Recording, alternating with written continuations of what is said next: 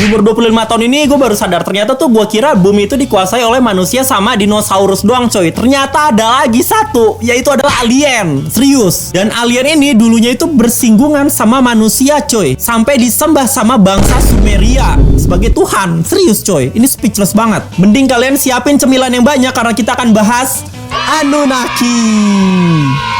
Jeng jeng. Menurut catatan kuno bangsa Sumeria, bumi ini dulu dikuasai oleh dewa bernama Anu. Ya walaupun mereka dewa, mereka tuh nggak kayak dewa pada umumnya gitu. Jadi mereka tuh masih pada kerja gitu. Kerjanya apa bang ya? Kerjanya itu kayak semacam gali-gali tanah, terus juga bangun peradaban di pertambangan, perkebunan, peternakan, kayak gitu itu coy. Pokoknya kerja-kerja kasar. Terutama yang melakukan ini adalah dewa-dewa kelas bawah coy. Nah tapi uniknya dewa ini tuh kayak Gen Z. Serius kayak Gen Z, ini lucu banget sih. Jadi tuh mereka tuh ngeluh ke atasan. Katanya kerja itu capek cuy, nggak work life balance. Jadi tuh mereka ngeluh, bener-bener ngeluh karena capek. Anjir, kalah sama Gen Z. Nah karena dewa kelas bawah ini pada ngeluh, akhirnya dibuatlah rapat khusus dewa-dewa petinggi untuk ngebahas kasus inilah. Tapi yang bikin gue speechless adalah di bagian ini coy. Serius, di bagian ini gue speechless banget. Jadi dari hasil rapat ini akhirnya dewa-dewa ini tuh menemukan satu solusi yang sangat konkret gitu, yang sangat jos. Jadi mereka itu mencampurkan esensi dewa dengan tanah liat.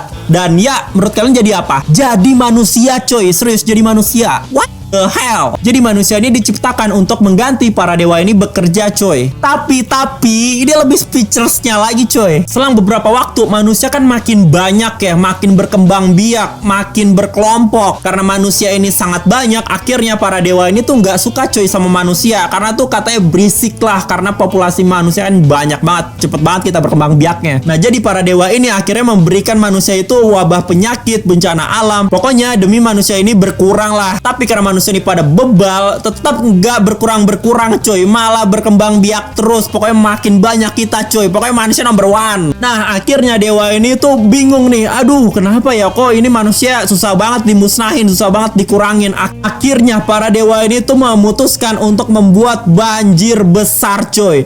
Dan yap, cerita ini tuh mirip-mirip kayak cerita Nabi Nuh. Akhirnya hampir seluruh manusia itu tenggelam coy. Jadi sisa sedikit doang. Kalau kalian percaya nggak sih sama cerita ini? Kalau gue sih enggak ya. Jadi catatan kuno ini anggap aja kayak cerita dongeng pada zaman dahulu lah. Kalau menurut kalian gimana? Coba tulis di kolom komentar.